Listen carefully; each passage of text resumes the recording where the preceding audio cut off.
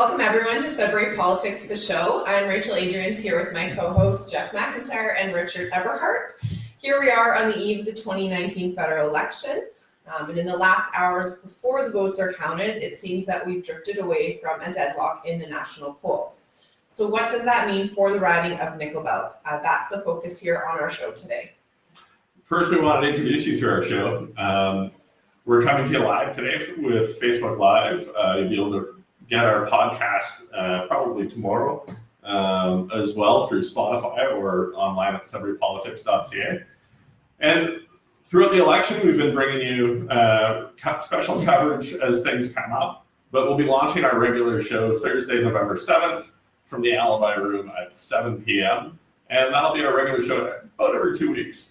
Yeah, we'll be looking closely at hot issues in municipal, provincial, and federal politics as they come. Watch for us to be profiling the people that are working behind the scenes, as well as trying to make sense of some of the complicated issues we face in Sudbury politics. We should introduce ourselves as well, with Jeff, Rachel, and myself. Richard, between us, we have over 50 years of experience in the political realm. We've been local organizers, party staffers, ad agency, campaign advisors, and we've worked for MPs, we've managed campaigns provincially, federally, and municipally, and we've worked for all four major parties. So we're happy to share that experience with you. Well, enough about us. Thanks again for tuning into our election 2019 outlook for Nickel Belt. So as we said, we've seen the last national polls come in. So Jeff, what do you think the national backdrop tells us? Well, it's been a wild national election. You've got 5 parties that have had legitimate say at the table in this election. Maxime Bernier thrown in there as well. And the swings have been really intense. It started out with Jagmeet Singh not looking like he was going to play a big role. He's become the star in the last few weeks of the election, which has made things a little bit difficult for the Greens to get space. The Bloc Québécois has become a thing again. They have a chance of getting a lot of seats. And Andrew Scheer's had a really bad last few days. So I think anything that we've seen in the polls is going to be really hard to play through to Monday.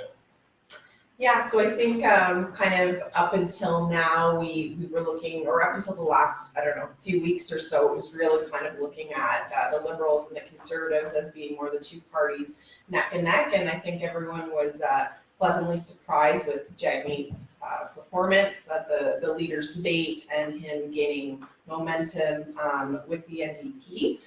So I think that there is probably going to be more votes and more seats potentially for the NDP. And I think that the Liberals have been a bit concerned perhaps that the NDP votes will pull away from their votes and then split the vote against Andrew Scheer, and in avoiding that. But here in Ontario, which is of course plays into Nickel Belt, the context of our show today, we can see that in the last few days of the campaign, the Liberals have just they hit the bottom and they've swung back up just in the last 48 hours or just a little more than that. The last few polls that have come in show that the Liberals are consolidating. So that's the context that we're looking at the Nickel Belt riding in. Nickel Belt is a classic grudge match between the Liberals and the NDP. The Liberals have held it for 10 terms, the NDP's held it for 7 terms, and back and forth it's swung since 1953. We know there's just going to be one winner, one MP at the end, but there are 4 campaigns to look at. So from our side of the campaign, we know that success can go beyond who the MP elect is, that different campaigns can have different goals. So let's dig into some of that. Let's start with the Conservative campaign. Yeah, so Ina Laminen is the Conservative candidate. So it's her second campaign, and we've seen some improvement in her ability to represent the party platform. Jeff, what do you think her campaign hopes are and whether or not she'll be able to meet them? Well, I think Conservatives riding like Nickel Belt, it's every election is just about building for the next. Until you can become credible that people think that a vote for you could put somebody over the top, it's really difficult to get those votes.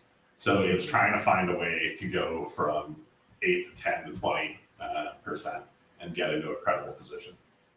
Yeah, I think I know building on top of that is getting more name recognition for herself and the party that way in Nickel Belt. I know in the debates we heard a lot about her emphasizing lowering the country's deficit, so the Conservative Party platform that way, lowering taxes. So I think her getting more votes and kind of or pushing recognition to that also, that policy issue, will be success for her. Which means that her and her campaign are conscious of and taking advantage of the central campaign's talking points. I mean, they're able to leverage them out. That would put her in a different category of candidates that have no interest in or aren't able at least to reinterpret for a local audience the central party's plan. So some, I think, growth there coming in third would be, I think, a good position for her, a stronger third than the Conservatives have come in the past, which will be a challenge because we know that the Greens are consolidating their vote, which is where we're going. Do you think that they'll place third? I think anything other than a third is a big loss for them. That they should be able to pull a third. If they can't, something went wrong.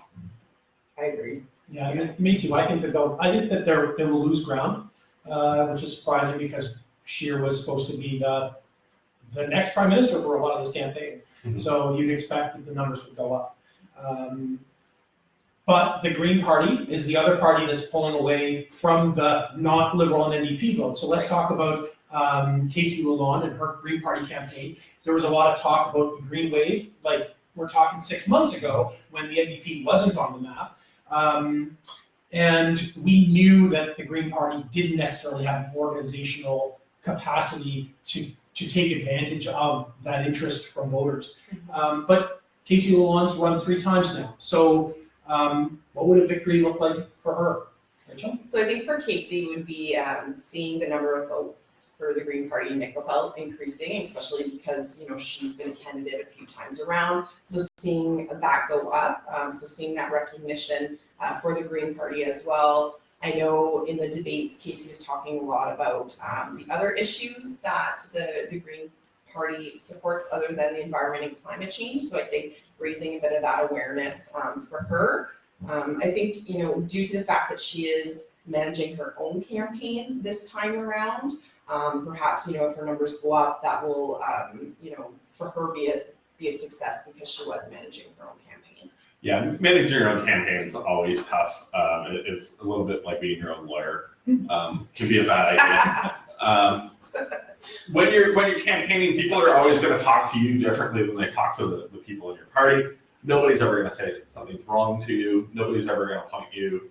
And you need that campaign manager to kind of pull you aside and have that conversation with you every once in a while without crushing your feelings. And that's a big role of a campaign manager. And without that there, it makes things difficult. And I think she's really a victim to the national election in this case. The messaging wasn't there. The Greens made some investment in Northern Ontario this time. They brought Elizabeth May in, which is rare for a candidate that runs on not doing a lot of travel. So, it was impressive that they brought Elizabeth May here, but I think it was too early in the campaign and Singh's swing has made it very difficult for them. Yeah. And ultimately, I found Casey fairly strongly spoken. Like she was able to handle questions. We talked about this in our post debate, whether or not that was too aggressive or just the right amount of aggressive for a Green Party candidate who's trying to get noticed by voters that aren't necessarily interested, particularly historically in the Nickel Belt riding and the Green message. So coming out strong and being extremely confident in your message, I think is important. But ultimately, I'm not. So the victory conditions for Casey are really focused on breaking past. So Fred Twillie got 2,000 votes, or roughly 5%, in 2008, which is a campaign that the Green Party did quite well in Sudbury and in Nickel Belt. And if that's the bottom end margin for Casey, will she meet that margin? I think she will. I think that she'll probably get that 5%, maybe, depending on the turn of a couple thousand votes. Yeah, the huge win for them is getting the third place. That's a big step for them to try and get to. Yeah. And The big race has been between Steph Paquette and Mark Serre. Steph, not your normal candidate. He's one of the new style candidates that don't necessarily run a campaign the way campaign managers like, with the predictability and with the regular playbook. How do you see that playing out, Richard? So, I mean, we knew that the Sudbury, or the Nickel Belt, NDP campaign was going to be one of the crucial ones. When the NDP was contracting and not seen as holding very many seats in Ontario, certainly not gaining seats in Ontario, Nickel Belt still stood out as a riding that could be a pickup, just by way of its nature and the fact that Steph's a well-known candidate. The early organization missteps from the NDP that not everyone saw, but I certainly was aware of, showed me with some concern that I didn't think that they were going to be able to take advantage of the opportunity in Nickel Belt. But that seems to have stepped back a bit. You've got veteran campaigners in the Nickel Belt NDP campaign office.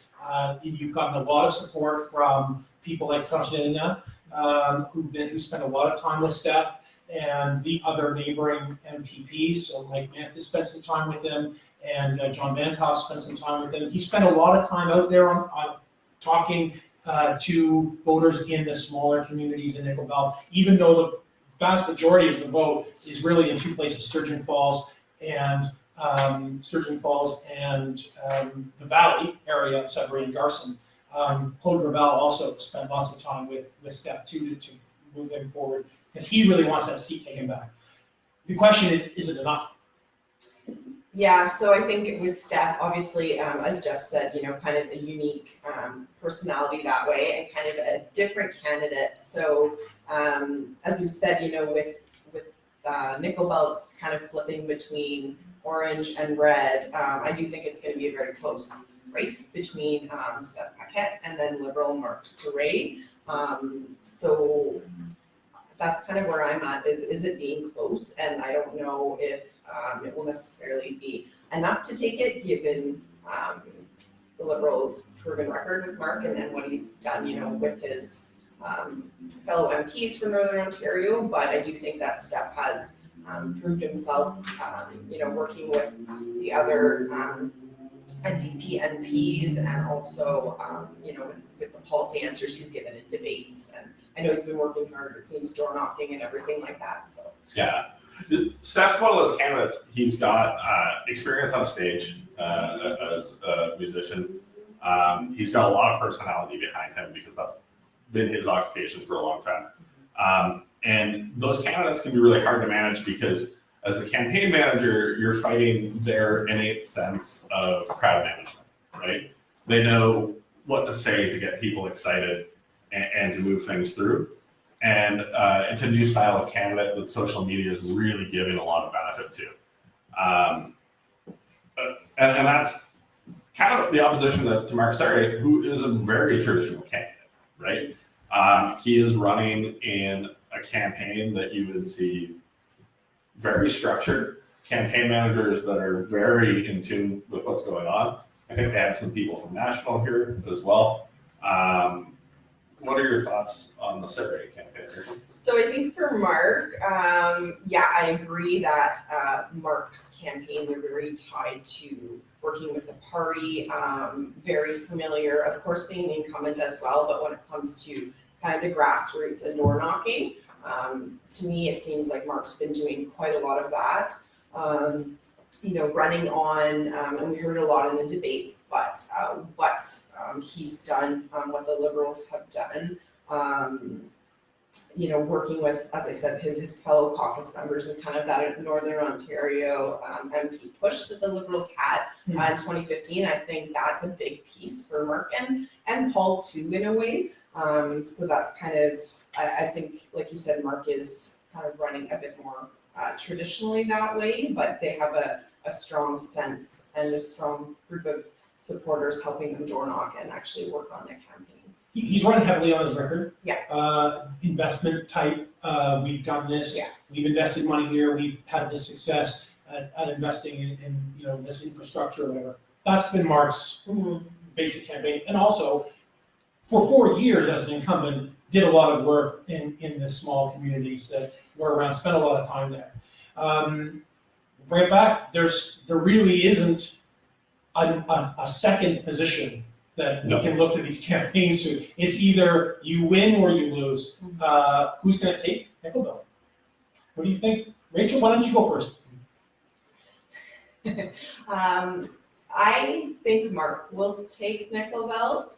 When I really do look at what Mark has done for Nickel Belt, I know, he's done a lot working with the rural caucus. So as you just said, in that regard, he's, implemented and worked on the national senior strategy. So I know that appeals to his base as well. But I think, again, as much as we like to say that, people vote for their local candidate, of course, when you're talking about party politics, it does have that tie nationally. And if, we're seeing that the Liberals now are kind of making headway in the polls and, it's becoming more of that, back to that potential two-party outlook, I think that'll play a factor in it as well.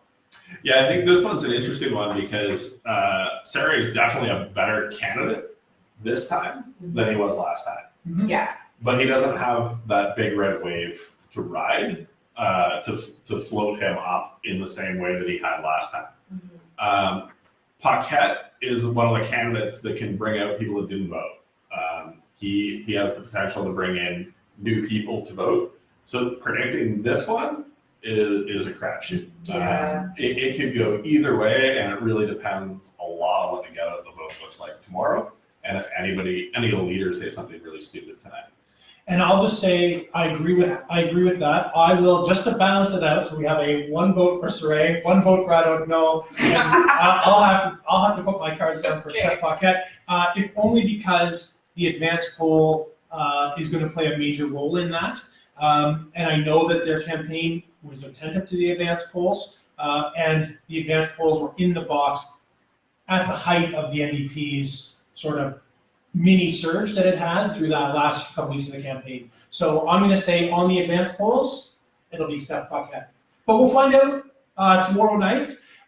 Thank you guys for joining us for Sudbury Politics, the show. We'll be very busy tomorrow. Monday, October 21st is election day. We've got a contest running tomorrow. Rachel, do you want to tell us about it? Yeah, so I think it's the door knocker and get out the vote personality in me, but all of us 3 here have worked on a kind of a get out the vote contest. So we're promoting everyone to take a selfie after or before they've cast their vote. So either on your way in or out of the voting location, not in the voting location. So take that selfie, tag us, Facebook, Instagram, Twitter, and you can be entered to win a $100 gift card from the Alibi Room. So that'll be our future home once the election is all over. And we'll be drawing for that tomorrow evening. And if you come and like our Facebook page, but as part of that contest, we'll also give you a high five of a $100 gift card. We'll be back shortly with the Sudbury riding. So we're going to take a quick break, and then we'll be right back. Yeah, thanks for joining us for the 2019 election roundup for Nickel Belt. Talk soon.